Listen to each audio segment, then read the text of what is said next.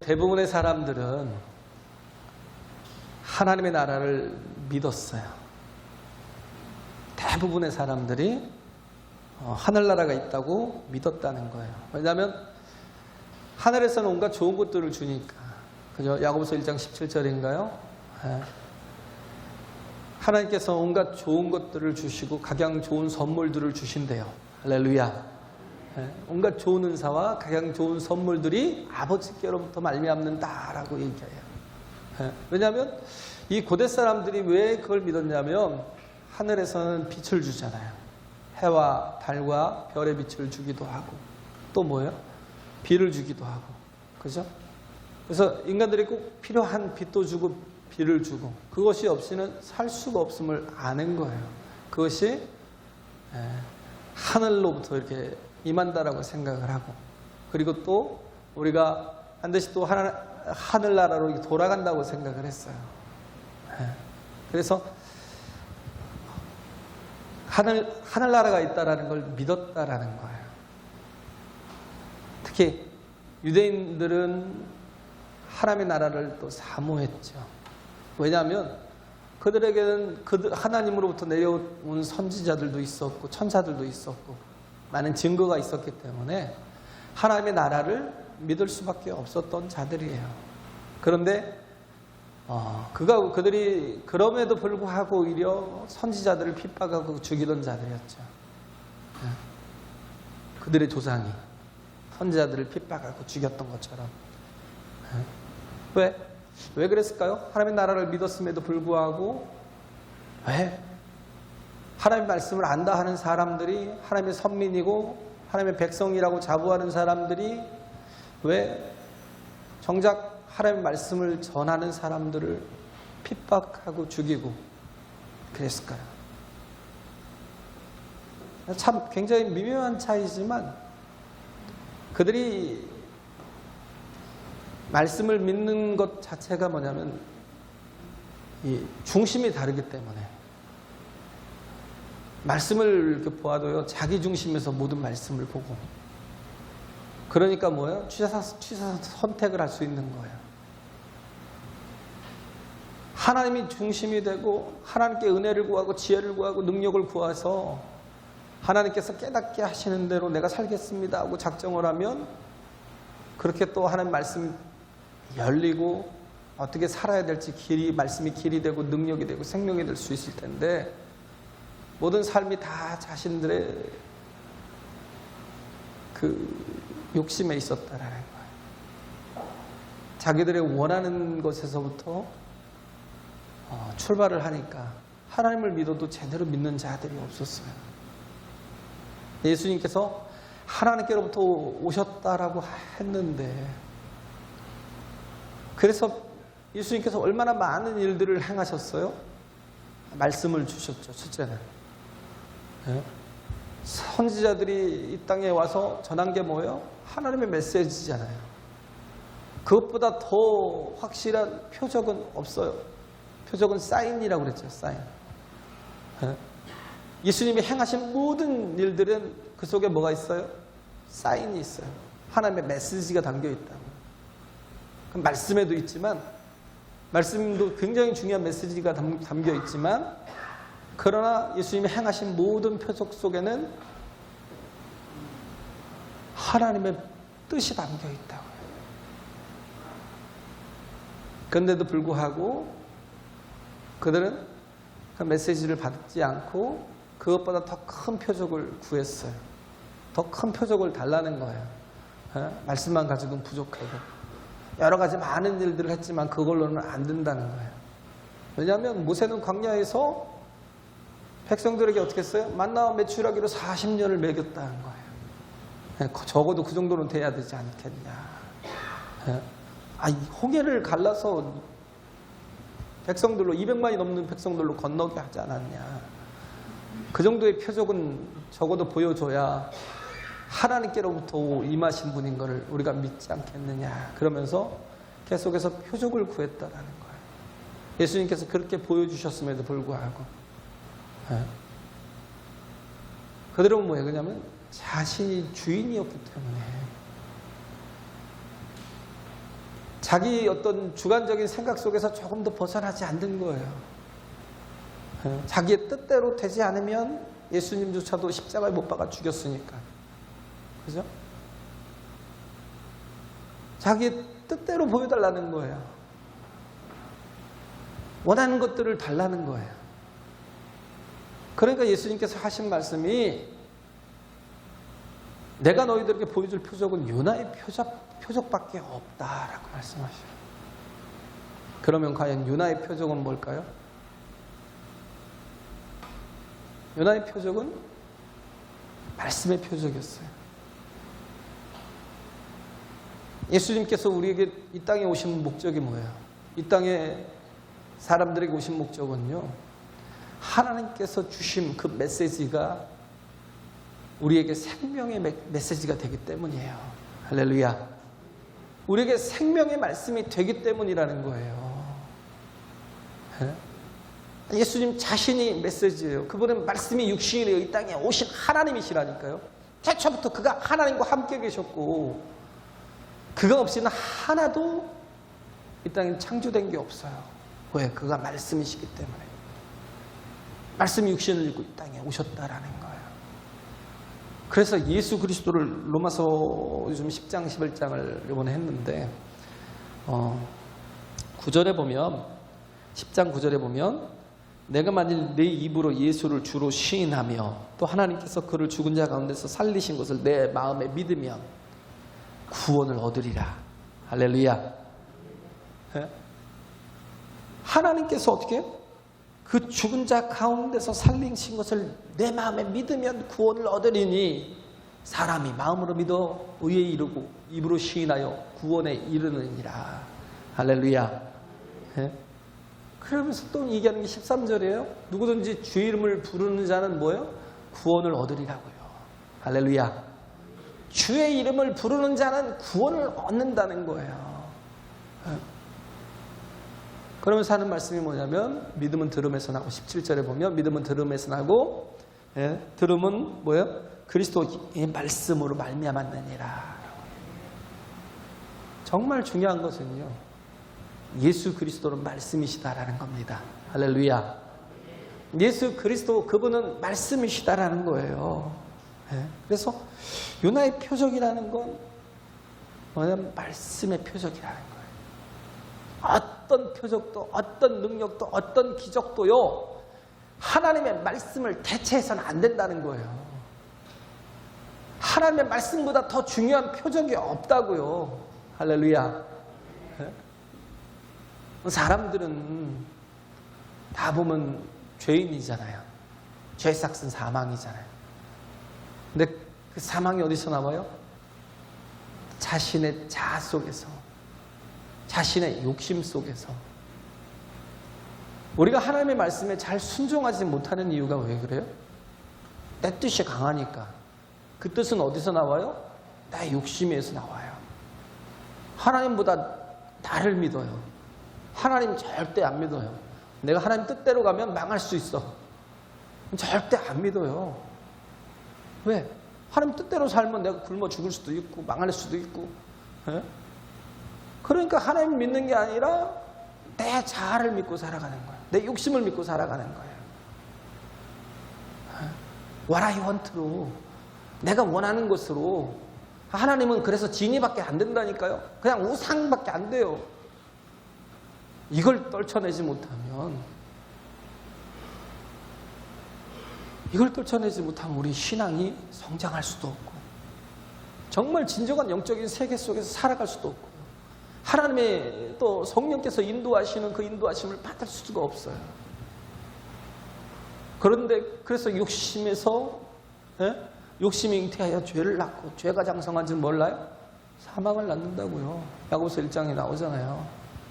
욕심이 잉태한 즉 죄를 낳고 죄가 장성하여 사망을 낳는다고. 그건 뭐예요? 내가 내 욕심으로 살고 자아로 살고 내가 주인 되어 살면, 그러면 내가 뭔가를 이루면 살 것 같지만 결국은 그 끝은 뭐예요? 사망이에요. 세상에서 잘 살아. 빌 게이츠 같이 돈 많이 벌고 장수하고 잘 살아요. 근데 뭐예요? 금방 끝나요. 풀과 같고 풀의 꽃과 같다는 거예요. 풀과 같고 풀의 꽃과 같아요. 어떤 분이 말기암을 이렇게 앓고 있는 부인을 두고 그를 보살피는 분인데, 한 집사님인데 그분이 그런 얘기를 해요. 우리 집사람이 좀 오래 살아야 되는데, 우리 집사람이 정말 좀 오래 살아야 되는데, 말기암 4기니까 우리 집사람이 좀 더 살아야 되는데, 죽지, 오늘을 넘기고 내일을 넘기고 올해를 넘기고 잘 살아야 되는데 막 이러고 걱정해요. 그런데 가만히 보면요, 오늘을 사는 우리에게는요 똑같은 위치에 있어요. 누구나 다 오늘이 마지막일 수 있어요. 사고로 죽든지 갑자기 또 어떤 사람은 보니까 그러더라고요. 갑자기 심장마비 걸려서 죽었더라고요. 같이 축구하는 분도, 어떤 분도 보면 갑자기 어제까지 축구를 했는데 오늘 아침에 돌아가셨대요. 지금 오늘이 아니라요, 전에. 기가 막힌 거예요. 같이 축구를 했는데 오늘 아침에 돌아가셨대요. 왜 그랬냐 그랬더니 심장마비로. 똑같은 위치에 있는 거예요. 아내가 말기암이라고 그래서 아내가 더 빨리 죽는 게 아니에요. 내가 젊다고 그래서 우리 엄마, 우리 아빠 오래 사셔야 되는데 그럼 내가 더 오래 살 것 같아요? 누구나 다 똑같은 위치에 있는 거예요. 먼저 갈 수 있고요, 얼마든지 또 나중에 갈 수도 있고.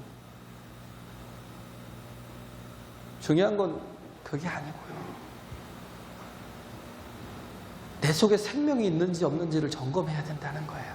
할렐루야. 내 속에 생명이 있는 자는 영생을 가진 자예요. 할렐루야. 말씀이 있는 자가 뭐예요? 영생을 가진 자라고요. 그 말씀으로 모든 것을 창조하셨잖아요. 죽은 자를 살리고 없는 것을 있는 것 같이 부르신 하나님. 그 하나님이 어떤 하나님? 말씀의 하나님.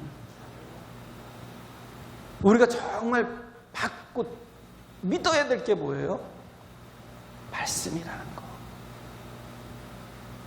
그래서 말씀이 우리 속에 들어오면 그 말씀이 뭐예요? 고난을 이겨요. 우린 다 욕심이 잉태하여 죄를 낳고 죄 때문에 계속 고난을 당하며 계속 죽음의 위기에 지금 살아가고 있는 거예요. 그런데 말씀이 내 안에 있으면 어떻게 해요? 고난도 이기고 또 뭐 이겨요? 죽음도 이긴다고요. 할렐루야. 말씀이 내 안에 있으면 고난도 이기고 사망도 이긴다고요. 또 뭘 이겨요? 심판을 이겨요. 심판을. 마지막 날이 어떻게 해요? 심판을 받지 않는데요. 할렐루야. 우리가 성도가 받는 심판은 그런 심판이 아니에요.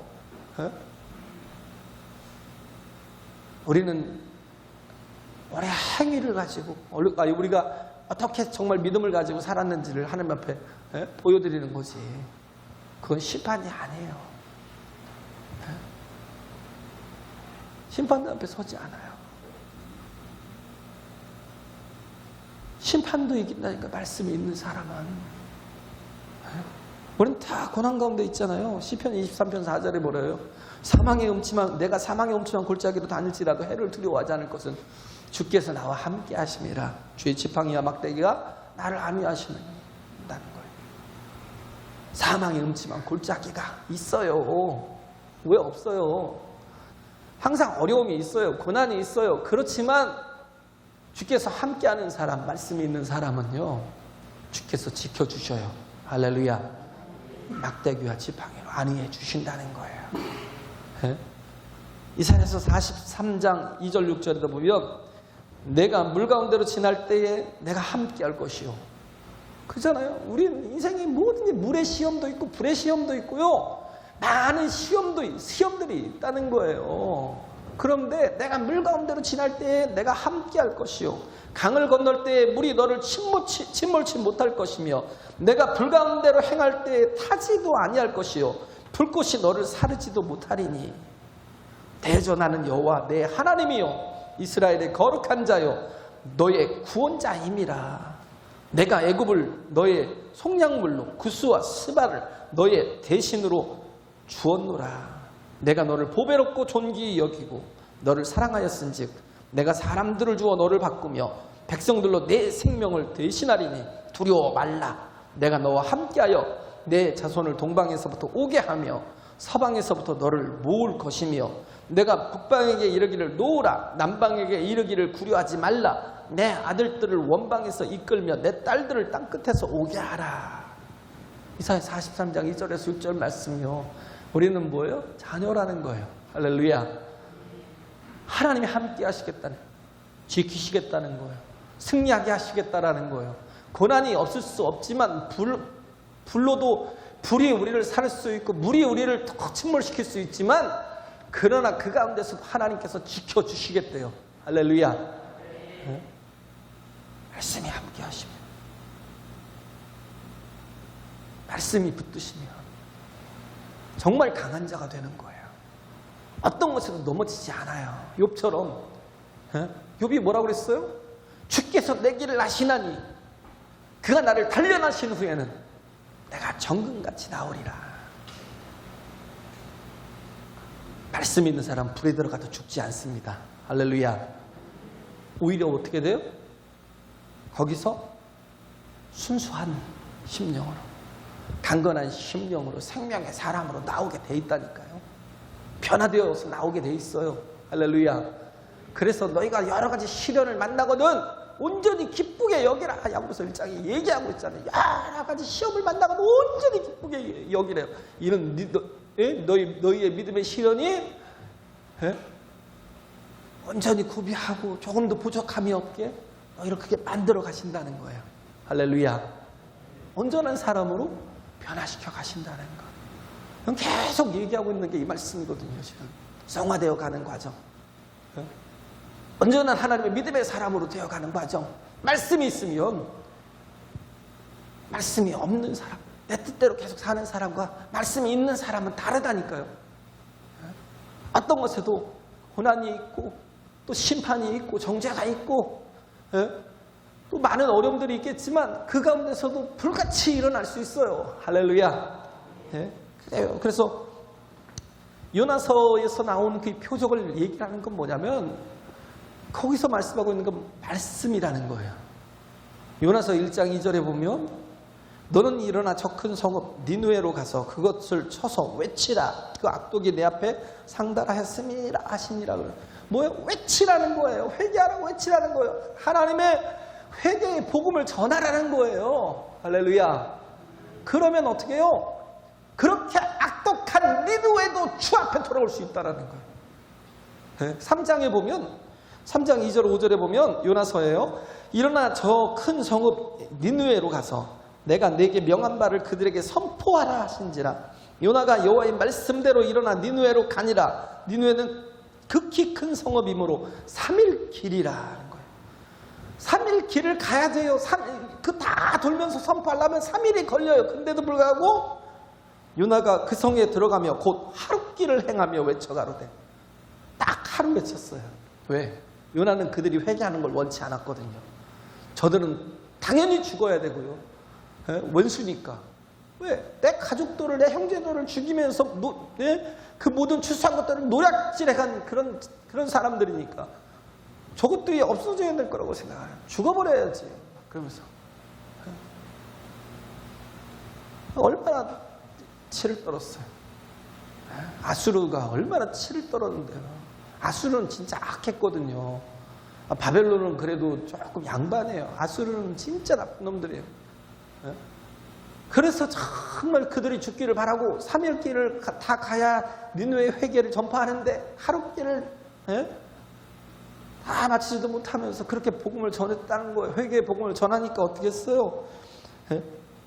하루 길을 행하며 외쳐 가로되 40일이 지나면 딱 40일 하나님이 40일이 지나면 니느웨가 무너지리라 하였더니 뭘로 무너지겠어요? 지진으로. 네? 다 무너지겠다라는 거예요. 그러니까 5절에 보면 니느웨 백성이 하나님을 믿고 금식을 선포하고 물은 대소하고 굵은 배를 입고 회개했다는 거예요. 할렐루야. 야, 말씀이 들어가니까 그런 진짜 잡것들도 말씀이 들어가니까 살잖아요. 그런 정말 멸망받아야 될 마땅한 그런 사람들도 하나님의 말씀이 들어가니까 변화되잖아요. 할렐루야. 회개하잖아요. 예수님께서 말씀하시는 게 그거예요. 요나의 표적밖에 볼 게 없다라는 거예요. 그런 이방인들도, 그런 이스라엘 원수되었던 사람들도 하나님 말씀이 들어가니까 회개하고 돌이키는데, 너희는 말씀을 가졌다고 하고 말씀을 소유했다라고 그러고 지식을 가진 자들로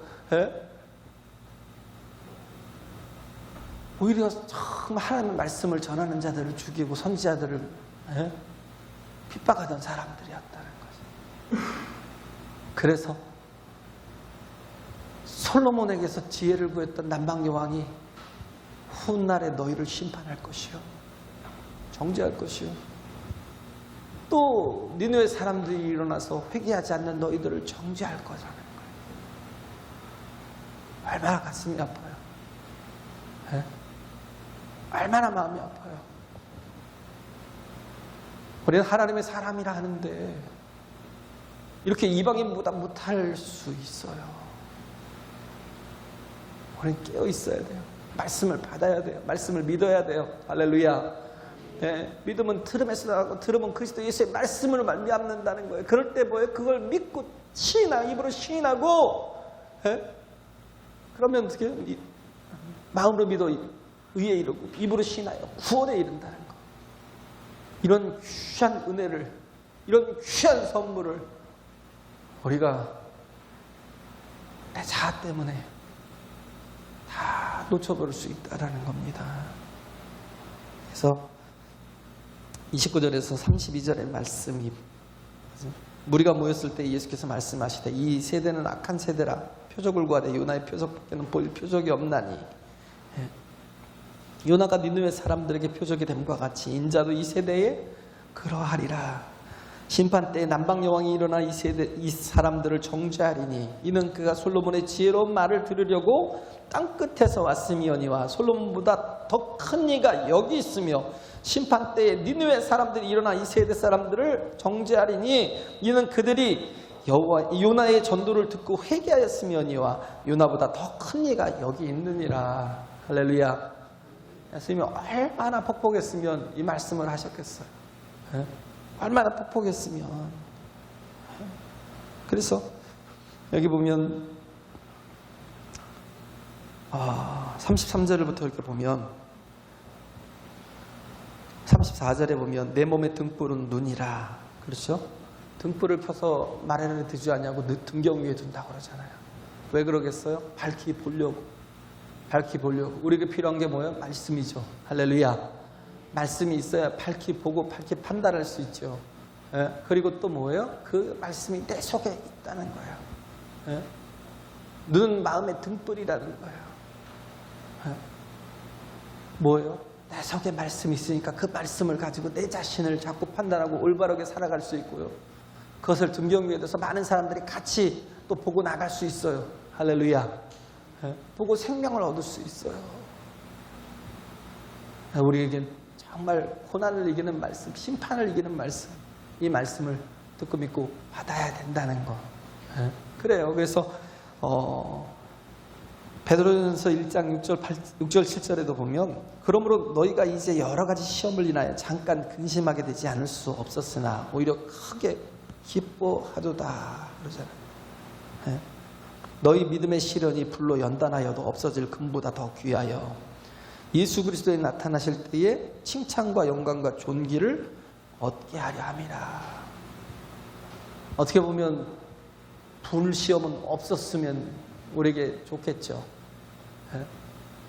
오히려 정말 그런 시험들이 없었으면 좋겠잖아요. 학생들은 시험 보는 시간이 없었으면 좋겠잖아요. 중간고사도 기말고사도 없었으면 좋겠죠. 저도 늦게까지 공부하다 보니까 진짜 지겹고 또 지겹고 지겨운 게 시험이에요. 예?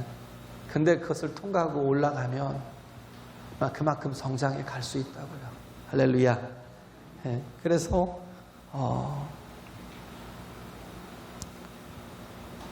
불로 우리가 믿음의 시련이 불로 연단하여도 없어질 금보다 더 귀한 것이죠.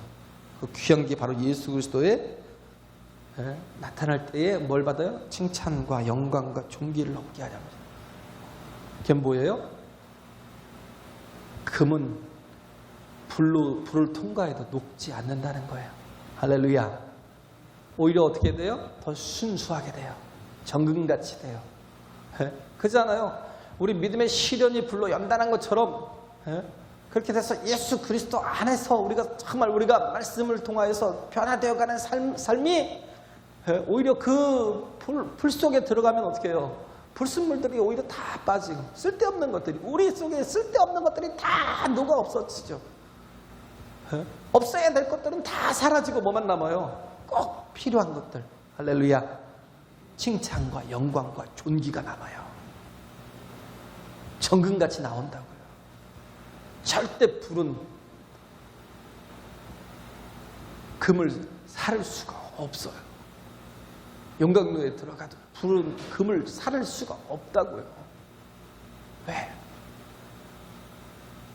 우리에게 말씀이 있으면 정금같이 나올 수 있지. 말씀의 사람을 많은 시련과 시험과 많은 연단이 사람을 해치지 못한다고요. 이걸 믿어야 돼요. 할렐루야.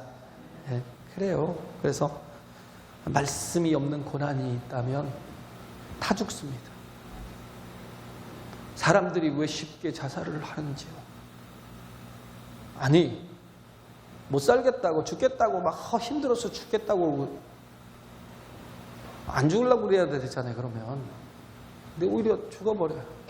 왜 그러겠어요? 말씀이 없으니까. 말씀이 없으니까 그 어려운 시험들이 오면 금방 넘어지고 깨지고 죽어버린다니까요. 아니요, 쉬운 시험에도 쉽게 넘어지고요, 쉽게 큰 마음이 부서지고 쉽게 마음이 깨져서요, 여기에서조차도 점점 사라져가요. 왜? 말씀이 없어서. 말씀이 기준이 되지 않으니까. 쉽게 낙심하고 절망하고 좌절하고.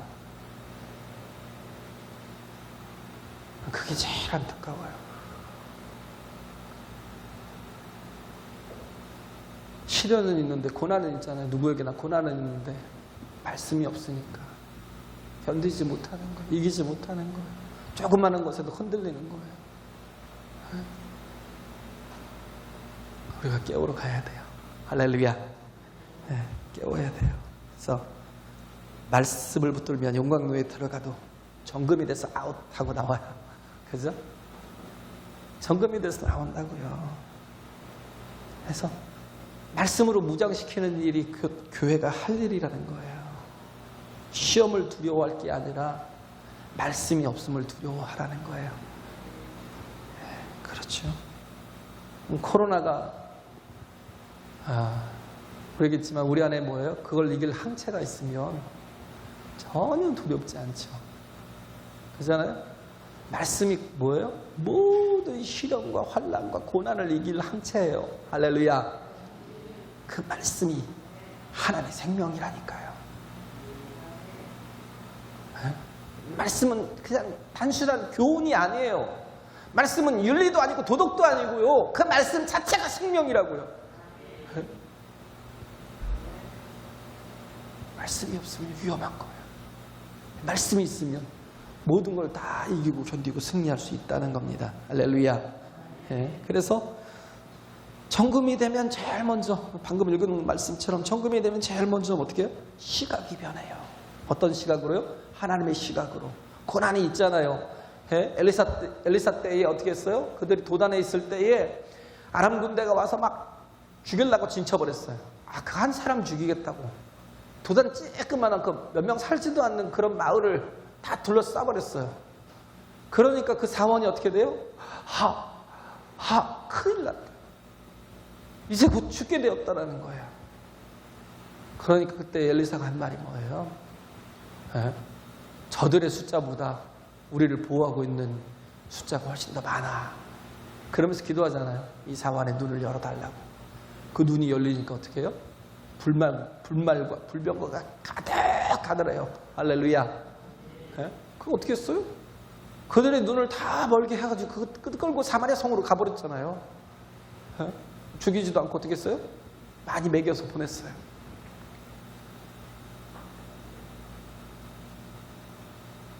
눈이 열린다고요. 고난이 고난으로 끝나지 않잖아요. 말씀이 없으니까 자꾸 뭘로 살아요? What I want로 살아요. 내가 원하는 걸로 자꾸 살아요. 근데 우리는 뭐예요? 말씀이 있으면 What God gave me, 하나님께서 내게 주신 것으로 살아갈 수 있어요. 할렐루야.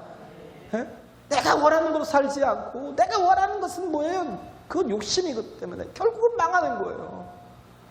결국은 죽는 거예요. 말씀 있는 사람은 뭐예요? 내가 원하는 걸 살지 않고 하나님 말씀으로 산다고요. 아까 gave me, 하나님께서 내게 주신 것으로 살아가는 그런 존재. 그러니까 이기고 또 승리할 수 있다고요. 할렐루야. 그러면서 어떻게 돼요? 하나님의 리듬을, 말씀 안에 있는 사람은 내 리듬 속에 살지 않아요. 하나님의 그 리드미컬한 그런 삶 속에서 살아갈 수 있어요. 영적인 삶으로 예배자가 되고 기도자가 되고 참된 증인으로 살 수 있다고요. 이게 안 되는 사람은, 이 리듬을 전혀 타지 못하는 사람은요, 영적인 삶이 너무 불편해요. 마치 막 로켓을 발사하려면 그 발사체에다가 놓고 막 얼마나 힘을 줘갖고 빵 때려야 막 그걸 뚫고 올라가는. 왜? 중력이 있으니까. 중력이 있으니까 우리는 자꾸 그 중력 속에 갇혀야 돼. 내 육체의 욕심 속에 갇혀 있으니까 아무리 내가 정말 하나님 말씀대로 순응하면서 그 리듬을 타고 살려고 해도 되질 않아요. 제가 젊을 때 그랬던 것 같아요. 새벽 기도 하는 게 너무 힘들었어요. 새벽 기도를 때 4시 반에 했는데 죽을 만큼 힘들더라고요. 또 새벽 2시에 자요. 그게 리듬이 돼버리니까. 그러니까 새벽 기도가 되겠어요? 새벽 기도 어떤 놈 만들어서 막 이러면서 막 간신히 일어나갖고 나와가지고 설교를 하니까 뭔지 설교가 제대로 돼요? 뭐 기도를 하니 뭐 기도가 제대로 돼요? 리듬을 전혀 탈 수가 없어요. 하나님 말씀이 내 안에 있고요. 그 말씀이 내게 소망이 되고 내가 비전이 되고 내가 죽어도 좋을 만큼 붙들 표대가 되면, 목숨 걸고 붙들 표대가 되면, 그러면 리듬을 타게 된다고요. 할렐루야.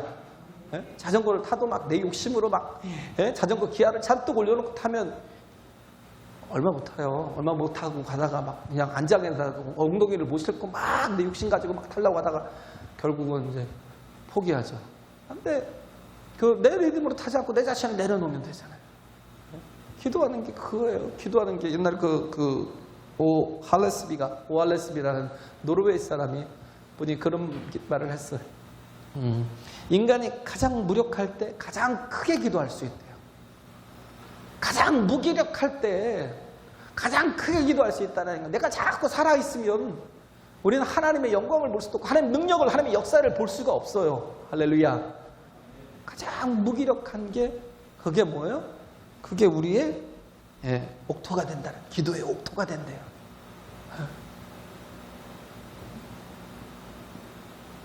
우리는 믿어야 돼요. 하나님께서 가장 좋은 은사와 선물을 우리에게 주신다는 거예요. 그러려면 뭐예요? 내 자아를 가지고 사는 게 아니라 하나님이 주시는 능력을 붙들어야 되는 거예요. 그러면 어떻게 돼요? 사람의 그 시선조차도 초월하게 돼요. 눈이 밝아져서 정말 내가 어떻게 살아야 될지도 보일 뿐만 아니라 사람의 시선조차도, 여기 54절, 55절에, 53절, 54절에 보면 또 뭐라고 돼 있어요. 거기서 나오실 때 서기관과 바리새인들이 맹렬히 달라붙어 여러 가지 일로 힐문하고 그 입에서 나오는 모든 것을 잡고자 하여 목을 지키더라. 뭐예요? 예수님이 막 답답하겠죠. 막 그들의 시선이 막 힘들겠죠. 예? 막 죽이고 싶은 막 그런 마음이 예수님의 목을 지키고 있으니까 어떤 말을 하는지 막 들으려고 막 예? 왜 죽이고 싶어서. 그런데도 불구하고 예수님은 그것들의 시선을 주지 않고 상관하지 않았어요. 사람들의 시선에 연연하지 않았어요. 그러니까 어떻게 해야 돼요? 이김을 경험하게 되는 거예요. 사드락과 메삭과 아벳노고처럼 말씀이 있으니까 풀무불에도 그냥 들어가 버리는 거예요. 할렐루야. 그러니까 거기서 뭐예요? 하나님의 역사하심을 보잖아요. 그잖아요. 거기서 예? 어떤 분이 그런 얘기를 했어요. 제자들이 와서 이 난제들을 막 놓고 물어보니까 난 잘 모르겠는데, 그러니까 어떻게 목사님이 그것도 모를 수가 있어요? 난 잘 몰라. 그런데 나는 I'm surprised by God. Every moment. 나는 매 순간에 어떻게 해요? 하나님으로 인하여 놀란다는 거예요. 왜? 하나님이 나와 함께 하시니까. 할렐루야.